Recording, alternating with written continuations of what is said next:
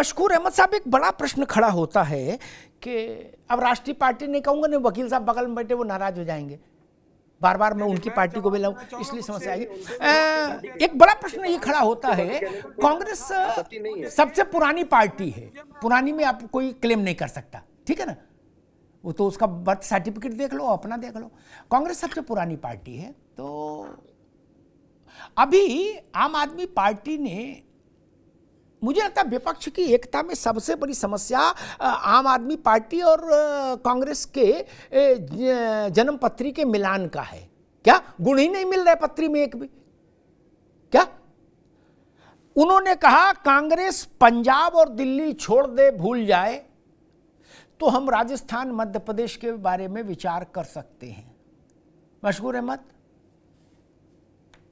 जी, सबसे पहले तो मैं ये कौशल कांत जी की बात पे मैं जवाब देना चाहूंगा जी कि ये बता रहे हैं कि जिस तरह से प्रधानमंत्री मोदी जी का मान सम्मान, मैंने उनको भी रोक दिया कि वो सब चीजें दूसरे चैनलों पे आ रही हैं, हम तो जो आप लोग थेथराई कर रहे हो उस पे बहस करने आए हैं। और ये अभी बोल रहे हैं कि इंडिया की इकोनॉमी के बारे में 2011 में। अरे भाई, मैंने उनको भी मना किया इकोनॉमी पर नहीं। भाई मेरे दर्शक नहीं इकोनॉमी नहीं सुनना चाहते, वो ये सुनना चाहते हैं केजरीवाल कह रहे हैं कि दिल्ली और पंजाब कांग्रेस को छोड़ना होगा, उस पर बताओ। अब मैं आपके प्रश्न पे आ रहा हूँ कि कल की जो बैठक है उसी बैठक में सब निर्णय होना है। इसके लिए न मैं अधिकृत हूं, न इसके लिए एडवोकेट रजनीश साहब अधिकृत हैं। ये बैठक में कल निर्णय होना है कि क्या होना है। अच्छा, मशकूर है, फॉर्मूला है, एक फॉर्मूला ये सामने आ रहा है। एक मिनट भाई, एक मिनट, लेकिन इतना तो मानोगे कि बैठक से पहले अगर ऐसी बातें सार्वजनिक तौर पर नहीं कहेंगे तो भले ही राहुल जी को, मल्लिकार्जुन खड़गे को टेलीफोन करके अरविंद जी ने बोल दिया होता और इससे खरी बात बोल दी थी, कोई दिक्कत नहीं थी, लेकिन वो जो पब्लिक डोमेन में ठोक देते हो। देखिए, अलग अलग पार्टियां जो है ना अपने अपने ढंग से अपना अपना पार्टी रन करती हैं, ठीक है, और उनको हक है कि अपनी डिमांड को सामने रखने का। समाजवादी पार्टी का कुछ डिमांड हो सकता है, आम आदमी पार्टी का कुछ हो सकता है, एनसीपी का कुछ हो सकता है। इन्हीं डिफरेंसेस को कम करने के लिए बिहार के माननीय मुख्यमंत्री नीतीश कुमार जी के नेतृत्व में ये बैठक हो रही है। मैं ये कहना चाह रहा हूँ, और ये जो फॉर्मूला है कि एक के सामने एक, इसी पे चर्चा होनी है और देखना है कि इस चर्चे में कितने लोग आखिर तक साथ में रहते हैं। क्या तमाम पॉलिटिकल पार्टियों का इस पे कंसेंसस बन पाता है कि नहीं बन पाता है। भारतीय जनता पार्टी ने जो एक आभा मंडल तैयार करके पूरे देश में दिया कि भाई हर जगह हमारी सरकार है, वो ये तो बिल्कुल झूठ है, चूंकि गुजरात, यूपी, उत्तराखंड, असम, गोवा। ठीक है भैया, ठीक है, मशकूर है, मतलब बिल्कुल झूठ मान लिया, ठीक है। अब उससे नहीं काम चल रहा ना, अब 24 में नई थीसिस है, ठीक है ना, अब तो 24 का चुनाव आ गया, अब उस बहस में क्या पढ़ना। खैर, मैं एक वकील साहब के पास जाऊं उससे पहले एक बात कह दूं, आम आदमी पार्टी के पास चलूं। एक करीब 190-92 सीटें ऐसी हैं, ये जानकारी रखना प्रवक्ताओं को बहुत जरूरी है। 190-92 सीटें ऐसी हैं जिन पे कांग्रेस वर्सेस बीजेपी लड़ाई होती है, ठीक। 77 सीटें ऐसी हैं जहां कांग्रेस और ये सो कॉल्ड रीजनल पार्टीज, वो अभी हमसे झगड़ा मत करेंगे, उसमें कोई नेशनल भी हो गई होंगी, जो आपस में लड़ती हैं, क्या जो पटना में कल बैठेंगी माननीय नीतीश जी के न्योते पर, वो लोग आपस में लड़ते हैं। 77 सीटें ऐसी, ठीक, और करीब 45 से 50 के बीच में सीटें ऐसी, मैं रफली जितना याद कर पा रहा हूँ, जहां रीजनल फोर्सेस से ही लड़ती हैं, ठीक। ये पूरा परिदृश्य, इसीलिए ममता बनर्जी ने कहा था कि 200 सीटों पर कांग्रेस लड़ ले, बाकी हमारे लिए छोड़ दे, हम लोग तय कर लेंगे। मसला यहां फंसा है मित्र, ठीक है ना मशकूर अहमद। खैर,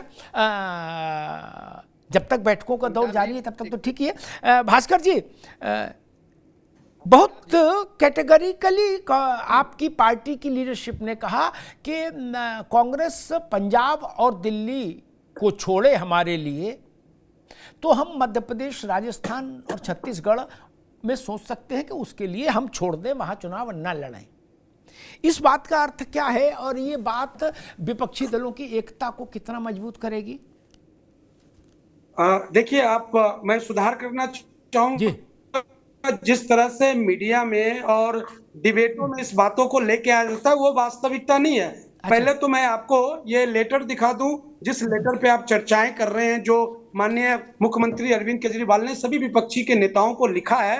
उन्होंने सभी विपक्षियों को नेता से केवल आग्रह किया है कि जो अध्यादेश का मुद्दा है वो केवल दिल्ली की या आम आदमी पार्टी से जुड़ा नहीं है, बल्कि वो देश का मुद्दा है। इसीलिए उस मुद्दों पे पहले चर्चा करनी चाहिए और बाकी भी एजेंडा क्लियर होनी चाहिए, क्योंकि जो कल मीटिंग होनी है उसके स्पष्ट रूप से जो एजेंडा है वो पब्लिक डोमेन में नहीं आया है। तो आप ऐसा ना कहे कि माननीय मुख्यमंत्री जी ने ये कहा है। आपकी जानकारी कम है, आपकी जानकारी कम है। जो आयोजक हैं, जो मेजबान है, उन्होंने क्लियर कर दिया कि कल की बैठक का एजेंडा 2024 के लोकसभा चुनाव के लिए बृहत्तर यानी ब्रॉडर यूनिटी बनाने की कोशिश विपक्षियों के बीच में। और जेडीयू ने यह भी कहा कि कम से कम इतना तो हुआ, जो बैठ भी नहीं रहे थे साथ वो कल बैठेंगे। तो समझ गए ना आप?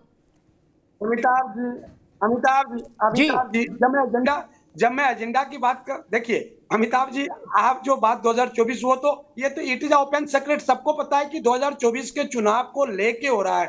एजेंडा का मतलब जो मैंने कहा वो स्पेसिफिक, चलिए उस पर नहीं आएंगे। मैं दो बातें कर रहा हूं। पहली बात है तो ये स्पष्ट कर दूं कि कहीं पर भी माननीय अरविंद केजरीवाल जी ने ये नहीं कहा कि हमारी इस बात को नहीं सुना जाएगा तो हम वॉकआउट कर रहे हैं जी, हम किसी और पे बातचीत नहीं करेंगे।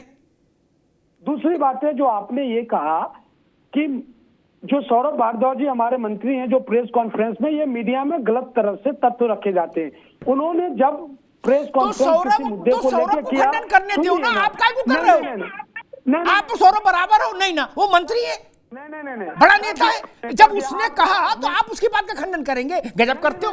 वो खंडन करने की राम गोपाल यादव की बात का खंडन मनोज यादव करे तो नहीं चलेगा ना।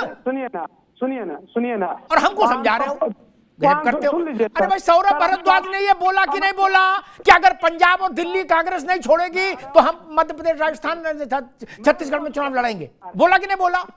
फिर अमिताभ जी इतने सीनियर एडिटर है, मुझे 1 मिनट का जवाब देने का मौका दीजिए। 500 चैनल है, 500 चैनल पे सौरभ भारद्वाज जी तो नहीं जाएंगे ना देने के लिए? सुनिए ना, क्या बोला मैं वो बोल रहा हूँ। जब वो प्रेस कॉन्फ्रेंस कर रहे थे तब एक पत्रकार बंधु ने ये सवाल उठाया। उन्होंने कहा सौरभ भारद्वाज जी को कि कांग्रेस ये कहती है कि आप बीजेपी की बी टीम है और बीजेपी का वोट काटने के लिए आप चुनाव लड़ते हैं, आप मध्य प्रदेश में इसीलिए चुनाव लड़के कांग्रेस को नुकसान पहुंचाएंगे और राजस्थान में। इस सवाल के जवाब में उन्होंने इसके जवाब में कहा ठीक, अच्छी बात है, जवाब में ठीक 2020 में अब रुक जाओ भैया, वकील साहब अब रुक जाओ, तो हम क्यों नहीं लड़ेंगे? ठीक, अब रुक जाओ भैया, अब रोकिए भास्कर जी, अब रुकना होगा। मैं मनोज यादव के पास चलूं, लेकिन एक बात साफ कर दूं, नेता लोग जब कहीं भी फंस जाते हैं ना तो कहते हैं सवाल के जवाब में हमने कहा। बात आपने अपने मुंह से बोली यहां से, कंठ से, कि नहीं? सवाल के जवाब में बोला, चाहे आकाशवाणी के जवाब में बोला ना, तो उसकी जिम्मेदारी लो ना। मीडिया के सर क्यों ठीकरा फोड़ना चाहते हो कि पत्रकार के सवाल के जवाब में बोला? आप ये भी कह सकते थे कि इस पर जवाब नहीं देना मुझको। इसलिए ये तर्क मत दीजिए, ये तर्क चलते नहीं, ये तर्क अब इनमें वजन खत्म हो गया। खैर, मनोज यादव जी, मायावती जी कह रही हैं कि दिल मिले न मिले, हाथ मिलाते रहिए की तर्ज पर पटना में बैठक हो रही है और बेहतर होता कि अपने गिरेबान में झांक कर देखते ये दल। इस बात का क्या संकेत मिल रहा है? देखिए, मुझे नहीं लगता है कि बहन जी को इस तरह की टिप्पणी करने का कोई अधिकार है। उन्होंने ना तो कोई मांग रखी और ना कोई शर्त रखी और ना कोई उन्होंने ये शिकायत की कि मुझे गठबंधन में नहीं बुलाया गया, इस बैठक में नहीं बुलाया गया। उन्होंने तो ये कहा कि उनका दल स्वयं चुनाव के लिए लड़ना चाहता है, ये घोषणा उन्होंने पहले कर दी, इसलिए उनसे कोई संपर्क भी नहीं बनाए हुए। एक बात, आप पार्टी के बारे में जो आपने सवाल किया वो सवाल जायज है, लेकिन आपको लेके जो मैं समझता हूँ ये है कि आप पार्टी एक बार कांग्रेस के समर्थन से सबसे पहली बार केजरीवाल जी ने मुख्यमंत्री की शपथ ली थी। आपको याद होगा 2013 का वो दौर, और जब कांग्रेस को चिमटे से नहीं छूना चाहते थे केजरीवाल जी, उन्हीं के समर्थन से मुख्यमंत्री बने थे।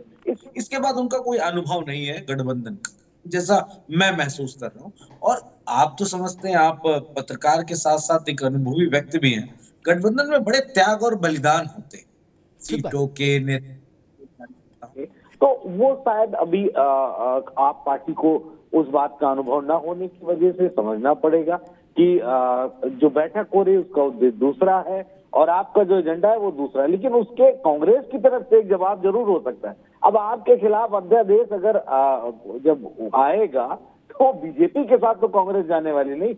इतना मुझे कंफर्म, वो पार्टी के पक्ष में होगा नहीं होगा ये मुझे नहीं मालूम, लेकिन वो बीजेपी के खिलाफ जरूर होगा ऐसा मुझे 100% मालूम है, क्योंकि बीजेपी ने जो अध्यादेश लाया है, जो कानून बनाना चाहते हैं, उससे निश्चय ही सारे राजनीतिक दलों का नुकसान है।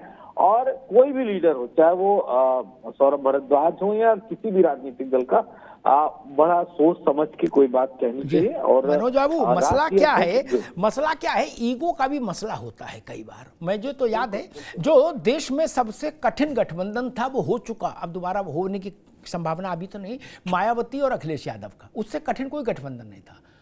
मैं व्यक्तिगत तौर पर जानता हूं दोनों को हिमालय जैसी हिचक थी। क्या ये बर्फ तोड़े कौन, क्या पहला कदम कौन बढ़ाए। खैर छोड़िए, वो कथा यहां बताने की नहीं है, छोड़ दीजिए।